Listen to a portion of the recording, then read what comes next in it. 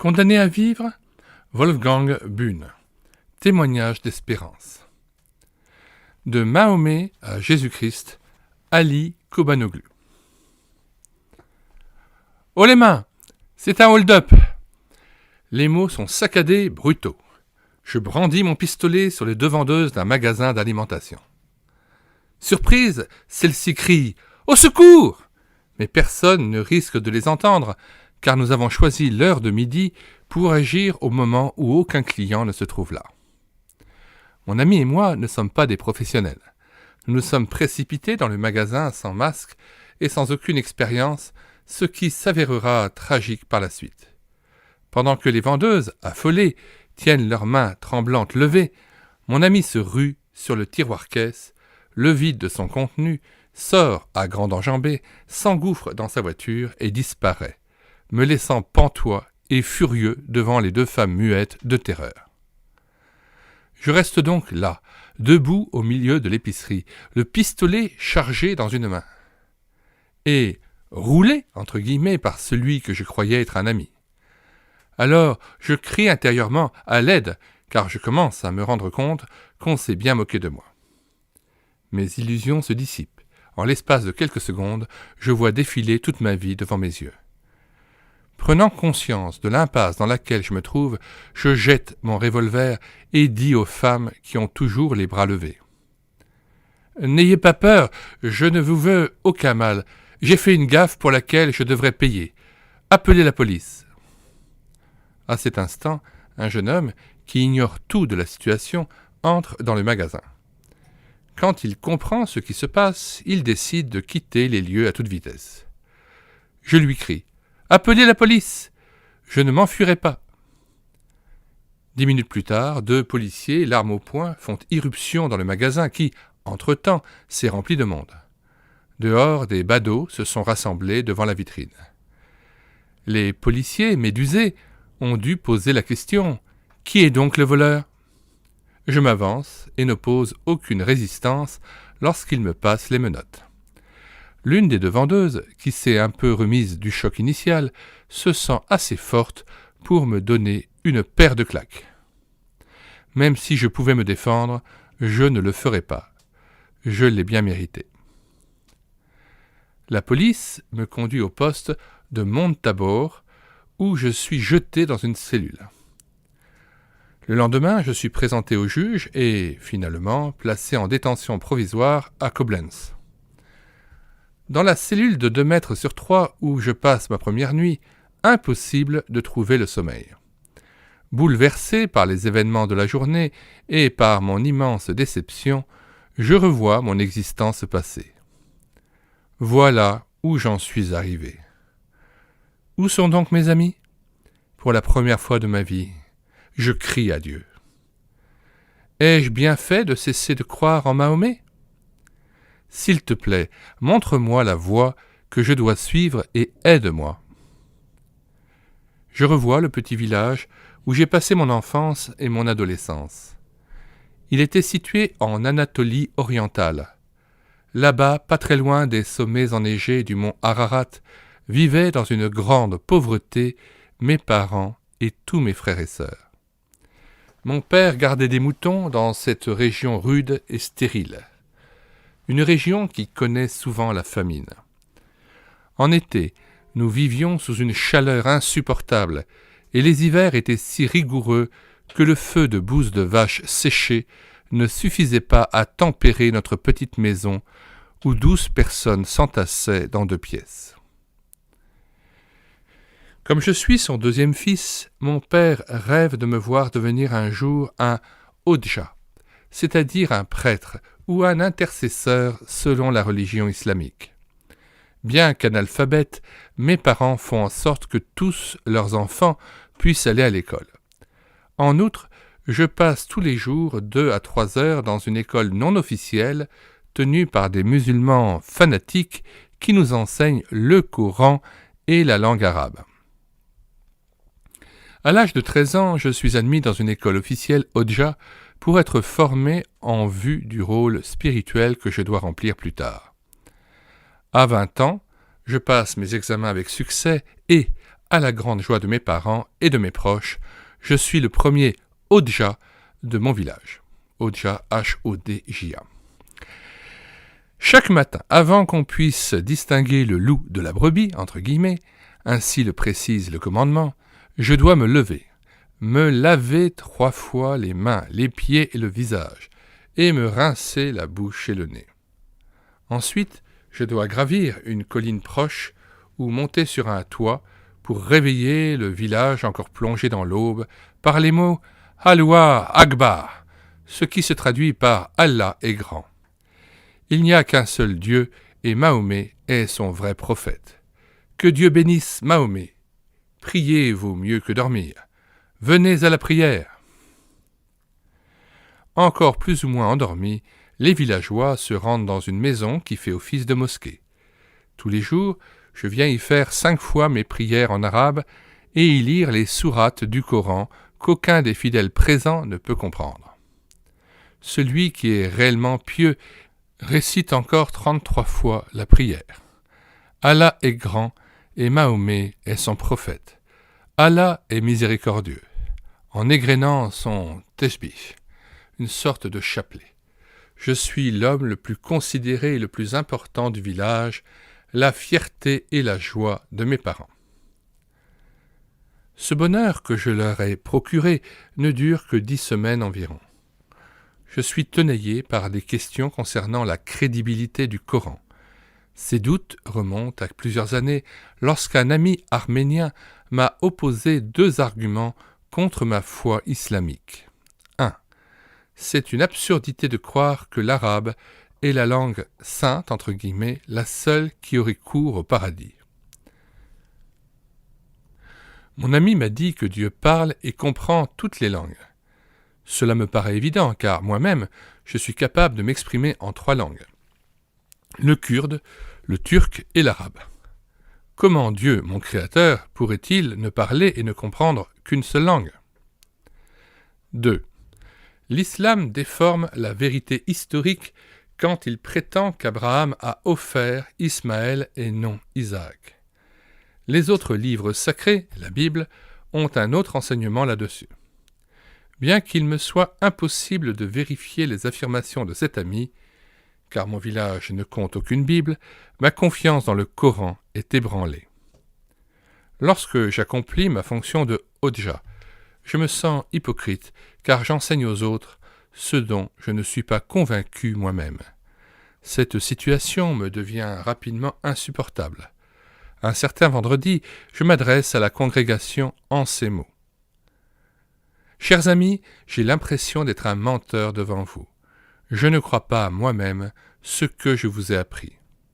C'est pourquoi, à partir de ce jour, je ne veux plus me considérer comme votre Hodja. Les personnes présentes sont comme frappées de stupeur, puis deviennent rapidement agressives, se mettent à me frapper et à cracher sur moi. D'autres courent dire à mes parents ainsi qu'à mes frères et sœurs que le seul moyen d'ôter la honte que je viens de faire peser sur eux, c'est de me tuer.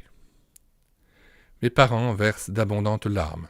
Ce fils qui avait fini par devenir quelqu'un, voilà qu'il est la cause de ce scandale. Il est évident que, dans ces circonstances, il m'est impossible de demeurer plus longtemps à la maison. Je m'enfuis donc à Bingöl, une ville plus importante. Désespéré et toujours en proie au doute, je me mets à la recherche d'un emploi. Et au bout de quelques jours, je fais la connaissance, pour la première fois, de socialistes kurdes.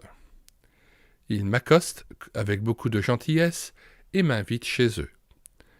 Leur amitié, leur patriotisme et leur idéal de vie me fascinent, et en peu de temps, j'apprends à être un Kurde fier de son identité. Comme en 1978 notre situation est devenue critique, je gagne l'Allemagne avec un grand nombre de mes compatriotes pour y étudier, gagner de l'argent et défendre la cause kurde. Je m'installe d'abord à Bad Godesberg, puis plus tard dans le Westerwald. J'étudie les œuvres de Karl Marx, de Friedrich Engels et deviens socialiste militant parce que je ne connais rien d'autre. Comme je suis travailleur, je gagne bien ma vie et peux soutenir financièrement mes parents. Pour que je puisse m'établir en Allemagne, on m'a conseillé en 1982 de contracter un mariage blanc avec une Allemande. Nous nous sommes rencontrés à la mairie, puis nous nous sommes séparés, chacun menant sa propre vie. 3 ans plus tard, elle demande le divorce parce que je n'ai jamais subvenu à ses besoins matériels. Je précise que nous n'avons jamais vécu ensemble. Parmi les nombreux Kurdes que je connais en Allemagne, l'un est devenu mon ami. Nous partageons le même appartement à Aschenburg. Un peu plus tard, il se marie et connaît de grosses difficultés financières. Dans sa détresse, il me demande de lui prêter de l'argent. C'est une grosse somme qu'il me rembourse à l'échéance fixée. Je n'ai donc aucune réticence à lui venir en aide une 2e fois. Quelques semaines plus tard, il me sollicite une 3e fois, mais je suis déjà au bout de mes économies. Nous sommes dans sa voiture, en route vers Montabaur, quand je lui annonce que je suis « fauché ». Nous arrivons près de la ville quand il me dit soudain « Que dirais-tu si nous faisions un hold-up dans cette localité ?» D'un côté, je regrette de ne pas pouvoir l'aider financièrement, mais de l'autre, je suis indigné et surpris par sa suggestion. Je ne suis pas encore revenu de mon étonnement qu'il me lance en ricanant « Aurais-tu la trouille ?» Cette remarque fait mouche. Je réponds en riant « Moi, peur, de qui ? Tu peux compter sur moi. » Et quelques minutes plus tard, c'est le hold-up raté raconté plus haut. Désormais, je brûle du désir de me venger et de tuer ce traître. Après 13 mois de détention préventive, je comparais devant le tribunal de Koblenz en mars 87. Comme je me suis rendu spontanément et que j'ai reconnu les faits, le juge prononce une peine de seulement 4 années d'emprisonnement. Je suis d'abord enfermé à Duisburg, am Born, puis transféré à Schweert-Ergst. Pendant ma détention préventive à Koblenz, en réponse à la prière que je lui ai adressée dans ma détresse à Montabaur, Dieu a fait en sorte que je reçoive un Nouveau Testament en turc. Jusqu'à présent, et cela fait environ 8 ans que je suis en Allemagne, je n'ai encore jamais rencontré un chrétien ni reçu un traité. Tout au long de cette année, je lis le Nouveau Testament et je comprends ce que Dieu attend de moi, que je me convertisse à lui en mettant un terme à ma vie de péché. À Duisburg, am Born, je fais pour la première fois connaissance d'un chrétien convaincu, M. Schneider. Il préside une réunion hebdomadaire d'études bibliques dans la prison. À la fin de cette rencontre, j'explose. Tu nous parles beaucoup de Jésus-Christ, mais il y a bien d'autres sujets qui méritent d'être abordés. Que penses-tu de la paix dans le monde ? Il répond « J'appartiens moi aussi à un groupement qui prône la paix. Ma paix est en Jésus-Christ. Celui qui croit en lui a la paix, mais celui qui le méprise vit sans paix. » Ces paroles toutes simples touchent mon cœur et ma conscience. Je ne sais plus quoi répondre. Surpris, il me demande « Pourquoi ne dites-vous plus rien ?»« Parce que ta réponse m'a suffi, je n'ai pas d'autres questions. » Je m'aperçois que vous êtes un homme en recherche. Quelle cellule occupez-vous ? La cellule 153, section 2. Je viendrai vous rendre visite. Je ne m'attends vraiment pas à ce qu'il tienne parole, mais 1 heure plus tard, il entre dans ma cellule et m'apporte une Bible en turc et quelques timbres. Il me demande si je n'ai pas d'objection à ce qu'il prie pour moi dans la cellule même. Je n'y vois aucun inconvénient et suppose que, comme moi autrefois, il récitera une prière formaliste. Au lieu de cela, il s'agenouille et s'adresse à Dieu comme à un ami. Seigneur Jésus, aide ce jeune homme à te trouver et résous ses difficultés. Amen. Après cette prière qui vient du fond du cœur, il m'est impossible de retenir mes larmes. C'est la première fois que j'entends une prière de chrétien. Ému, je dis à cet homme « Quand nous reverrons-nous ? Je ne sais pas si nous nous reverrons, mais si vous vous convertissez à Jésus-Christ en l'acceptant comme votre Sauveur, nous nous retrouverons au plus tard au ciel. C'est ma seule rencontre avec cet homme car, une semaine plus tard, je suis transféré à Schwertherst.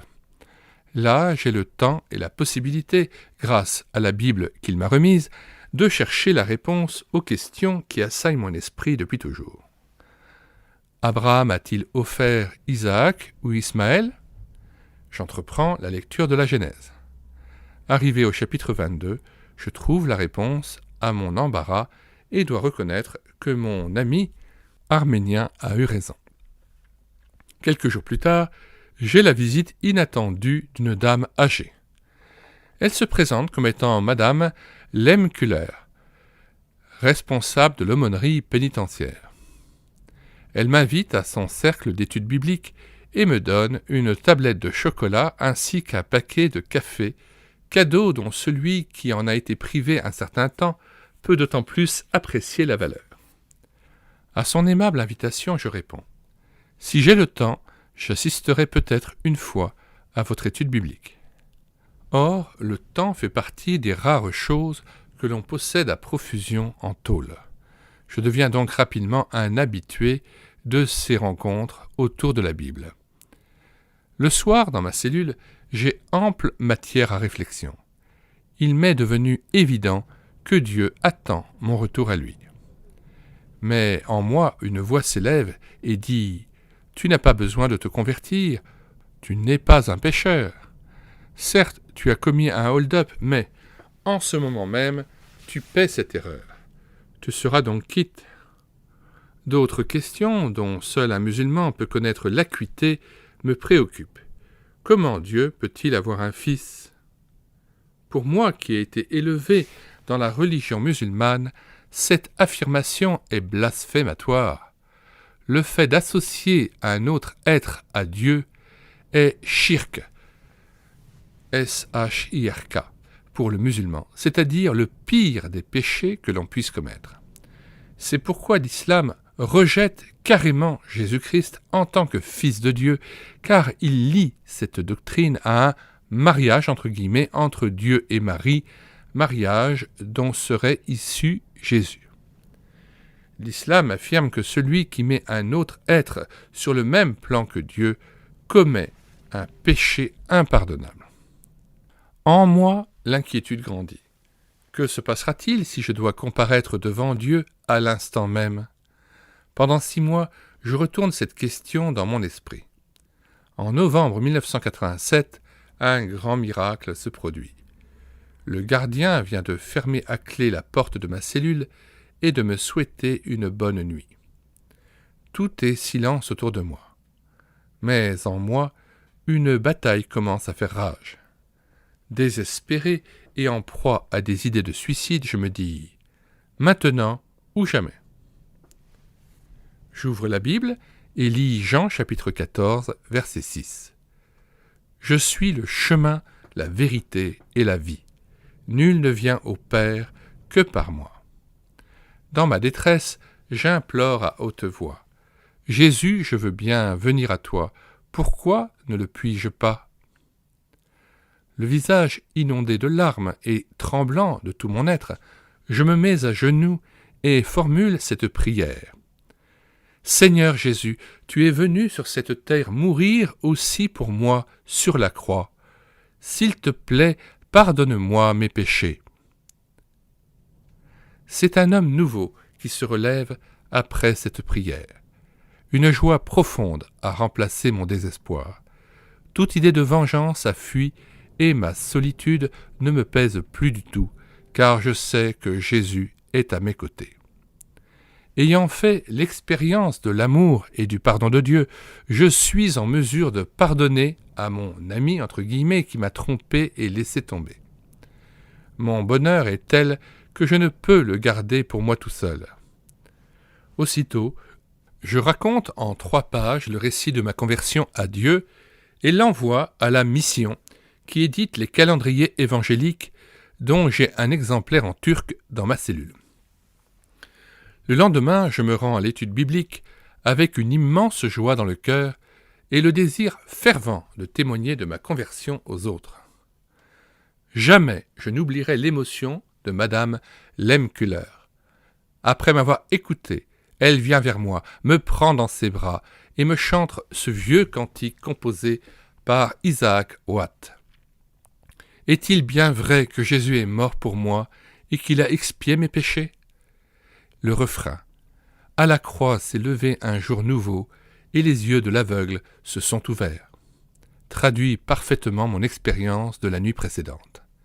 Mes yeux se sont ouverts et je reconnus le Fils de Dieu. En peu de temps, je suis surnommé le bigot, entre guillemets, par les détenus de ma section. Un jour, alors que j'ai pour la première fois sollicité une permission de sortie pour le week-end, je suis particulièrement abattu parce que je ne connais personne chez qui me rendre. Un prisonnier, qui m'observe attentivement, me lance sur un ton moqueur. « Comment se fait-il que tu aies l'air tellement à plat ? Ton Jésus ne t'aide-t-il plus ?» J'essaie de lui faire comprendre que je n'ai aucun doute sur la réalité du secours de Dieu, mais que je peux néanmoins être triste parce que je ne sais pas où passer ma permission. Sur ce, il me dit « Au fait, je connais en ville un homme qui est aussi pieux et aussi cinglé que toi. Je te donnerai son adresse.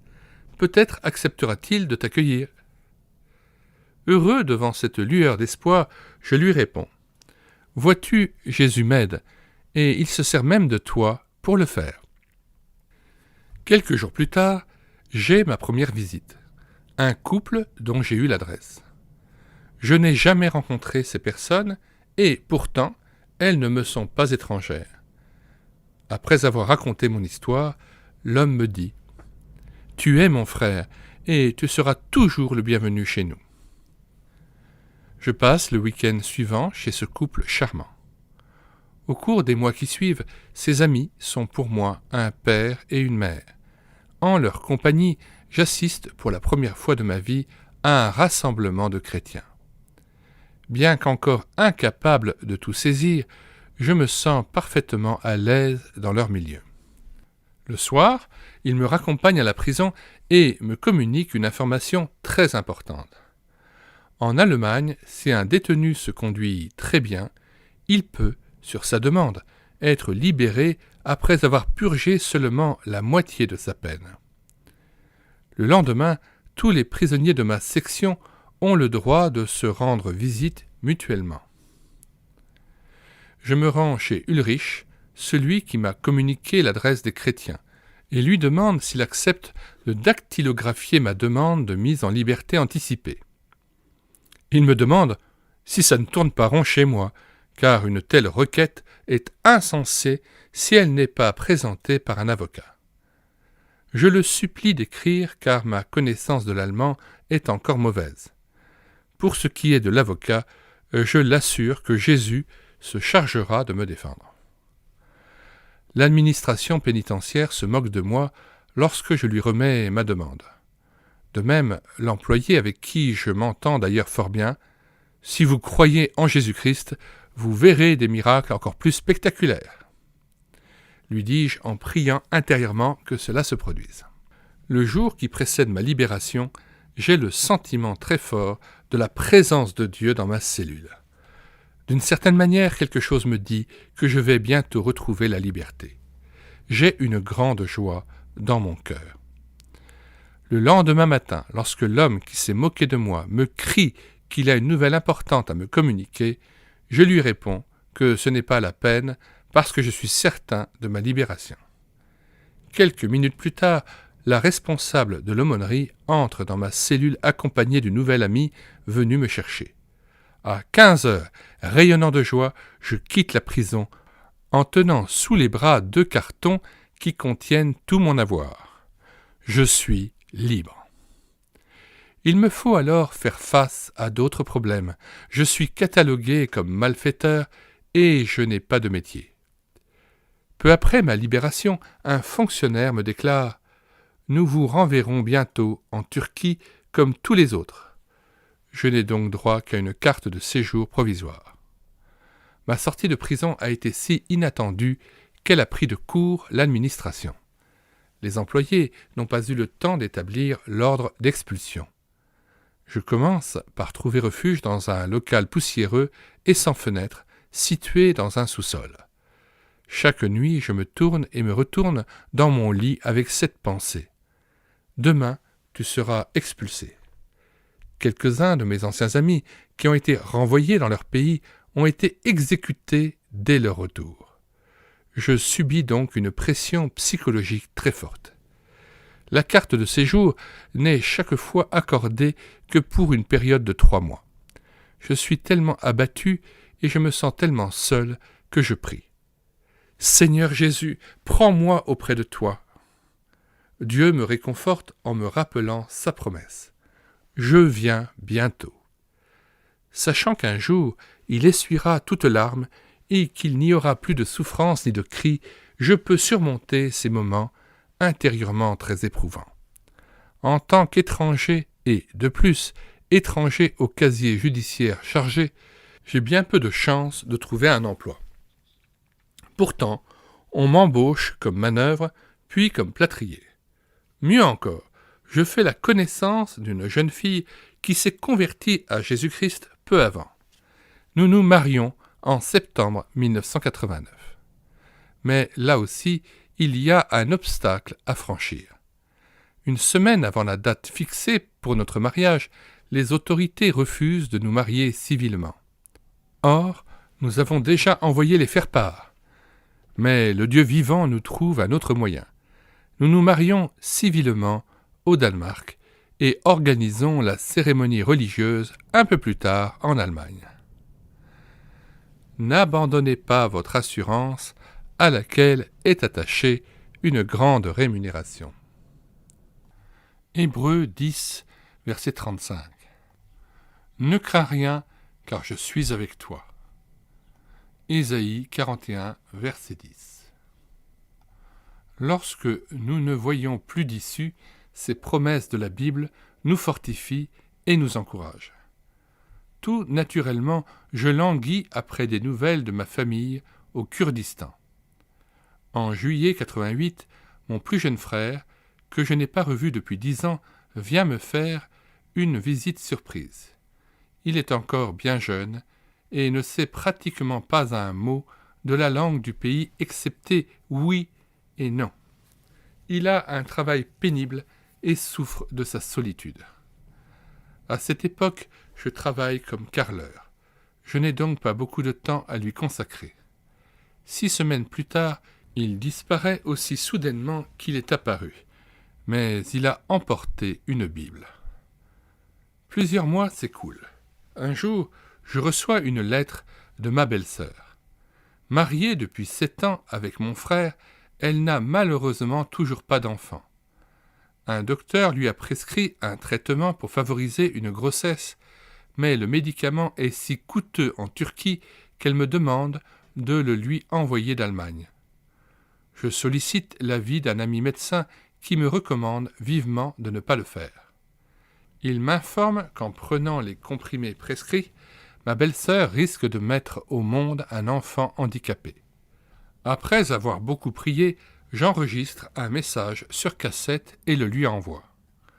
Je lui conseille de ne pas chercher son secours auprès des médecins, mais de remettre sa vie entre les mains de Jésus-Christ et l'assure que, si Dieu le veut, il peut intervenir pour qu'elle ait un bébé. Je lui joins la somme de 500 francs, le prix que me coûterait le médicament, pour qu'elle n'ait pas l'impression que je cherche à la consoler à moindre frais.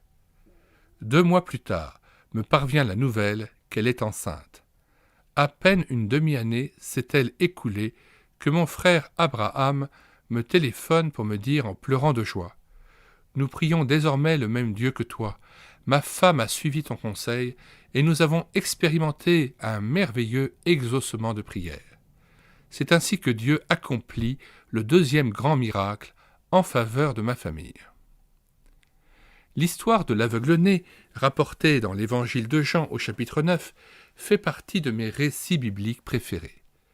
En tant que musulman, moi aussi j'étais aveugle à la vérité de la Bible, mais Dieu m'a ouvert les yeux. Ma femme et moi avons désormais à cœur de faire connaître ce Dieu extraordinaire aux nombreux Turcs et Kurdes qui se sont établis en Allemagne, mais également à ceux qui vivent dans mon pays. Ce n'est pas facile. Les musulmans fanatiques sont persuadés qu'ils gagnent le paradis s'ils tuent un apostat, c'est-à-dire quelqu'un qui a renié sa religion musulmane. Je rencontre évidemment beaucoup de haine de la part de mes compatriotes lorsque je leur dis que je suis devenu chrétien. Un jour, des amis me proposent de les aider à tenir un stand de littérature chrétienne à Dortmund et d'afficher ouvertement ma foi en Jésus-Christ. J'ai d'abord très peur, puis je prie avec ferveur et le Seigneur me rappelle sa promesse que j'ai lue dans la Bible « Ne crains pas, car je suis avec toi ». Et je reprends courage. Je marche dans la rue en distribuant des traités quand je suis entouré par 3 Turcs, dont l'un est Hoxha. « Nous te tuerons, me disent-ils. Nous ne permettrons pas que tu répandes de la littérature chrétienne parmi nos compatriotes. » Dieu m'aide à conserver mon calme et à rester aimable à leur égard. Je réponds à celui qui est Hoxha. « Savez-vous ce que vous venez de faire ? Aux yeux de Dieu, vous êtes un meurtrier. Vous me menacez de mort parce que vous êtes animé de l'esprit de Satan. Je ne me livre à aucune propagande et c'est bénévolement que j'accomplis ce travail. Je témoigne tout simplement de ce que Jésus a fait pour moi. Mon cœur n'est plus rempli de sentiments de haine ou de vengeance, mais de l'Esprit de Dieu et de son amour. » Il refuse de saisir la Bible que je lui offre et déchire le traité. Je lui demande alors « Mahomet peut-il vous donner la vie éternelle ?» Jésus me l'a offerte. Furieux, il tourne les talons et s'en va après m'avoir vainement exhorté à le suivre à la mosquée. À moi, autrefois musulman, Dieu a donné une vie nouvelle et promis un avenir merveilleux. Les musulmans ne savent pas où ils vont après leur mort. Ils se retranchent toujours derrière ces paroles. Tanri bilir, c'est-à-dire Dieu le sait. Ils connaissent Dieu uniquement comme le juge qui pèsera leurs bonnes comme leurs mauvaises actions. Pour plaire à Dieu, ils pratiquent les 5 piliers de leur religion, à savoir la confession journalière du nom d'Allah, les prières, le ramadan, les aumônes et le pèlerinage personnel ou par délégation à la Mecque. Ils repoussent violemment l'idée que le Seigneur Jésus-Christ puisse être le Fils de Dieu. Sa mort à notre place sur la croix leur est inconcevable. Le Coran considère Jésus comme l'un des grands prophètes et le place sur le même plan que Moïse, David ou Mahomet. Pour moi, Jésus-Christ est devenu mon sauveur et mon libérateur. Je souhaite pouvoir témoigner auprès de nombreux musulmans, notamment des Turcs et des Kurdes, de ce que Dieu a fait en ma faveur et leur parler du prix élevé qu'il a payé pour mon salut. Nous mettons dans les commentaires de cette vidéo le lien de téléchargement de cet ouvrage de Wolfgang Bühn, Condamné à vivre, témoignage d'espérance, d'où est extrait ce témoignage. d'Ali Kobanoglu, de Mahomet à Jésus-Christ. Le téléchargement de cette book se fera donc à partir du site internet médiathèquechrétienne.fr, où vous pourrez aussi trouver un autre livre de Wolfgang Bühn, La troisième vague. Nous mettrons prochainement en ligne 2 autres livres de Bühn, Si Dieu existe et Chute libre. Nous vous invitons à vous rendre sur la page d'accueil de médiathèquechrétienne.fr pour voir les centaines d'ouvrages et les dizaines d'auteurs que nous avons numérisés. Il s'agit pour la plupart d'ouvrages épuisés et non réédités de la littérature chrétienne que nous mettons à nouveau au service de l'Église pour son exhortation et la louange de Dieu. Nous rappelons que le téléchargement est gratuit, extrêmement simple, puisque vous n'avez même pas besoin de vous inscrire sur le site. vous cliquez médiathèque-chrétienne.fr, vous écrivez sur la barre de recherche médiathèque-chrétienne.fr, médiathèque chrétienne soudée, pas d'accent.fr, et vous arrivez directement sur le site. Vous faites une recherche sur la page d'accueil et quand un livre vous plaît, vous téléchargez le PDF ou le Word, ou bien il y a une partie aussi écoutée sur YouTube lorsque c'est un livre que j'ai pris en charge en audio. Voilà, nous vous disons au revoir et à bientôt.